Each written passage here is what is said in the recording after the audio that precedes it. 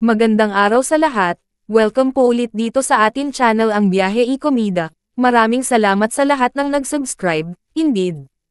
Punta tayo sa atin topic, May 1, 2025. Janice de Belen gets surprise chopper ride from her fan, Sylvia. Sylvia Sanchez to Janice de Belen, dahil yan sa kabaitan mo sa akin noong 1990. Hanggang ngayon ay hindi pa rin daw makalimutan ni Sylvia Sanchez ang mabait na pagtrato sa kanya nang iniidolo niyang si Janice de Belen noong kasagsagan ng kasikatan ng huli sa showbiz. Noong April 26, 2025, sinorpresa ni Sylvia si Janice kasama ang anak nitong lunch ang treat ni Sylvia sa mag-ina. Pero, may plot twist ito. Chopper ang sasakyan nila papunta sa destinasyon nila sa Alfonso, Cavite. Sa kanyang Instagram, ibinahagi ni Janice ang pagsakay nila ni Kayla sa chopper kasama si Sylvia. Sabi ni Janice, published as is, today was an amazing day for surprise. So at Sylvia Sanchez _ A invited at Kayla Estrada and I for lunch, heart emoji, but, we got taken for a ride.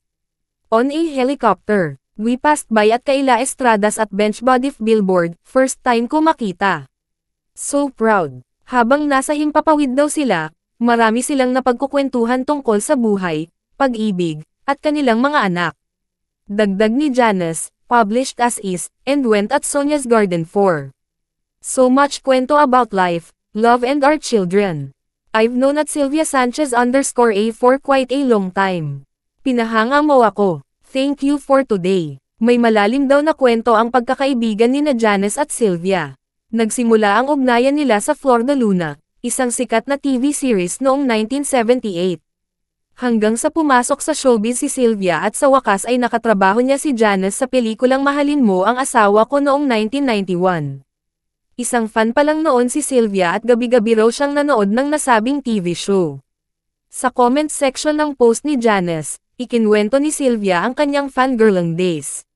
Sabi ni Sylvia, published as is, dahil yan sa kabaitan mo sa akin noong 1990 at super _ Janice at ngayon kahit papano nakagawa din ako ng makabuluhan at napaka-importante para sa iyo gaya ng ginawa mo sa akin noon. Si at Kayla Estrada at para kay Kayla, maraming salamat sa iyo de Belen, hindi ako nagkamaling mag-abang sa iyo gabi-gabi at buhusan ng oras si Flor de Luna. Love you forever my Flor de Luna Alicante. If goodness within a person can carry them farther than the eye can see, farther than the heart can dream, nagpasalamat din si Kayla kay Sylvia sa kanyang treat sa kanilang mag-ina. Bisitahin ang Instagram ni at super _ Janice at i-follow ito. At yan ang atin latest showbiz chika update for today, huwag kalimutan mag-subscribe.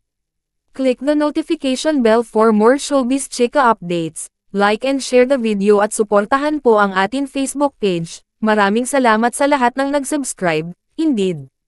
Magandang buhay sa lahat, adios.